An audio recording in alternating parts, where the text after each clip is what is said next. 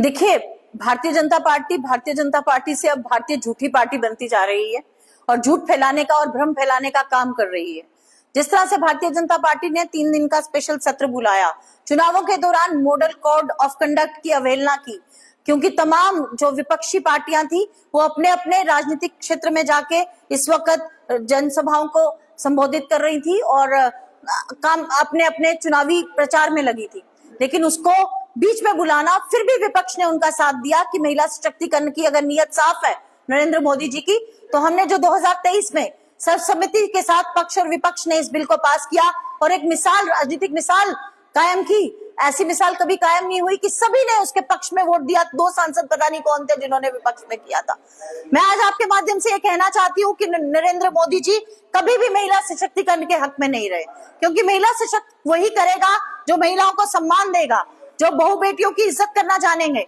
जिस तरह से मणिपुर देखा गया और वहां पे महिलाओं को निर्वस्त्र करके घुमाया गया और महिला और मोदी जी की उस पर चुप्पी बनी रही, जिस तरह से अंकिता भंडारी पे चुप्पी रही, जिस तरह से तमाम इनके सीएम के बेटे की सीडीज लीक होती है और उनको बाहर भगाने का मौका भारतीय जनता पार्टी देती है, और हमने तमाम और चीजें देखी हैं, किस तरह से महिला पहलवान दिल्ली में बैठे रहे और उनकी आवाज नहीं सुनी गई, और किस तरह से बृजभूषण संगमा को एक सेफ पैसेज देने का भारतीय जनता पार्टी ने काम किया। ये स्पष्ट उदाहरण है कि नरेंद्र मोदी जी कभी भी महिलाओं को सशक्त नहीं करना चाहते, क्योंकि 2023 में मैं आपके माध्यम से आज ये बता देना चाहती हूँ कि 2023 में ये बिल पास हो चुका है, इस बिल को पारित कर दिया गया है। इस बिल के साथ जो चीजें नरेंद्र मोदी जी ने जोड़ी, कांग्रेस ने हमेशा से उसका विरोध किया। उन्होंने कहा इसको जनगणना से जोड़ दिया, इसको परिसीमन से जोड़ दिया। जनगणना, महिला तो आधी आबादी है, उसको उसका हक मिलना चाहिए। 543 की पार्लियामेंट के अंदर दीजिए ना महिलाओं को हक, क्यों नहीं देते? आपने कभी भी मंशा महिला सशक्तिकरण की नहीं की। आप महिला सशक्तिकरण की आड़ में बीजेपी को संरक्षण देना चाहते थे। आप चाहते थे कि भारतीय जनता पार्टी नई लकीरें इस पॉलिटिकल मैप के अंदर खींच दे, ताकि अपने हिसाब से तोड़ मड़ोड़ के राजनीति करे और उत्तर को दक्षिण से लड़ाए। इस देश को और तोड़ने की इस टुकड़े टुकड़े गैंग की कोशिश रही है। हम इसके खिलाफ थे और विपक्ष ने इकट्ठे होके एक आवाज में इस जो बिल है उसको गिराया, और मैं आपके माध्यम से बधाई देती हूँ विपक्ष को कि वो जान गया कि इस देश के लिए कितना घातक है ये बिल, और एकजुटता दिखाई। क्योंकि अगर परिसीमन जिस तरह से ये करना चाहते हैं, ये कोई बहुत ये चाहते हैं कि जहां पे इनका होल्ड है वहां सीटें बढ़ा दी जाए और जहां विपक्ष मजबूत है वहां की सीटें घटा दी जाए। क्या जम्मू कश्मीर के अंदर हमने परिसीमन नहीं देखा? क्या राजौरी और अनंतनाग का कोई मेल था जिसे इन्होंने मिला दिया? अपने हिसाब से अपनी कॉन्स्टिट्यूएंसीज बनाई, जिसको जीतना चाहते थे 40,000 की कॉन्स्टिट्यूएंसी बना दी गई, जिसको ये इस तरह का काम करते हैं कि देश और समाज का विभाजन हो सके। कांग्रेस हमेशा से मानती है कि देश बातों से नहीं कॉन्स्टिट्यूशन से चलेगा, और आप उसको तोड़ना चाहते हैं। हमने जब महिलाओं को सशक्त करना था, हमने 73 और 74 अमेंडमेंट लाके पंचायतों के अंदर और नगर निकाय के अंदर उन्हें सशक्त किया। आप आज इस तरह की चीजें, परिसीमन और जनगणना जोड़ के आप चाहते हैं कि महिला बिल को टाला जाए और उसे रोक दिया जाए एक लंबे समय के लिए, अनिश्चित काल के लिए।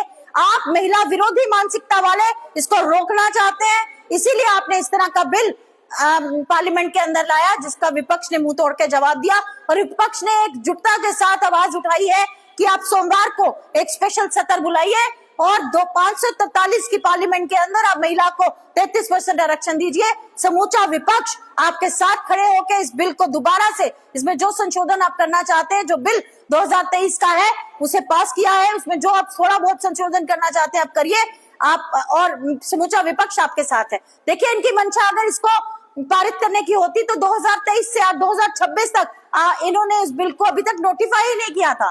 जब कोई एक बुद्धि रखने वाला इंसान सुप्रीम कोर्ट गया, तब इन्होंने इसको नोटिफिकेशन अभी थोड़े दिन पहले की है।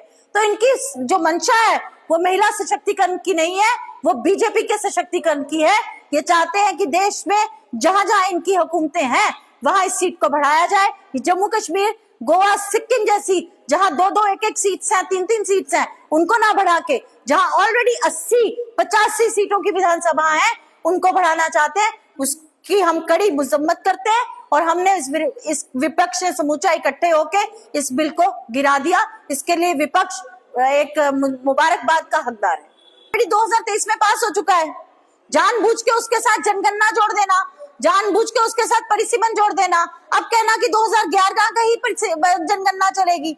तो इस तरह की चीजें करके नरेंद्र मोदी जी ने अपनी मंशाओं को साफ उजागर किया है देश की महिलाओं के सामने कि मैं जिस तरह के जुमले आपको देता आया महंगाई कम करने के, आपके खिलाफ अपराध कम करने के, इसी तरह का मैं आज भी आपको समझाना चाहता था कि मैं तो भैया महिला को सशक्त करना चाहता था, लेकिन विपक्ष नहीं करना चाहता। लेकिन महिला बहुत समझदार है, महिला आपकी चालाकियों को अब जान चुकी है। अब महिला, इस देश ने जिस तरह से आपको 303 से 240 पे लाके खड़ा कर दिया है, आने वाले समय में आपने भी उस नफ्स को पहचान लिया है कि आपकी इमेज में जो गिरावट यूएस ट्रेड और तमाम ऐसी चीजों के बाद आई है, आपने इसीलिए ऐसे बिल को संसद में पेश किया जिसका विपक्ष ने कड़ा विरोध किया और इस बिल को गिरा दिया।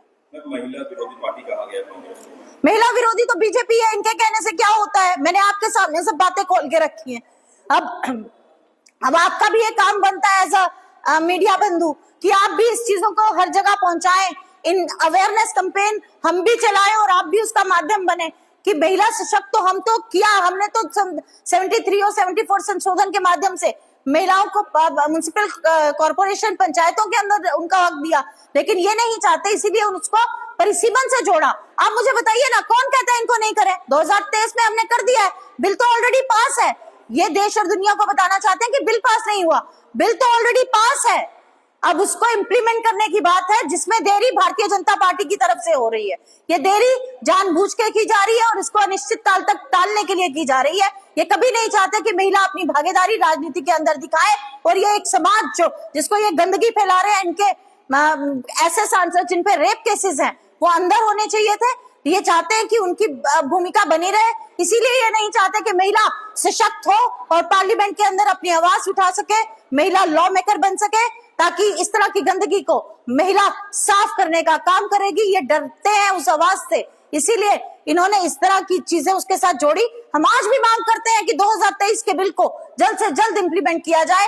कल ही स्पेशल सत्र लाके उसमें जो भी छोटा मोटा संशोधन ये करना चाहते हैं करके उसे कल से लागू करने की मुझे लगता है कि जल्द से जल्द लागू कर देना चाहिए और ऐसा ऑर्डर प्रधानमंत्री ऑफिस से पास होना चाहिए।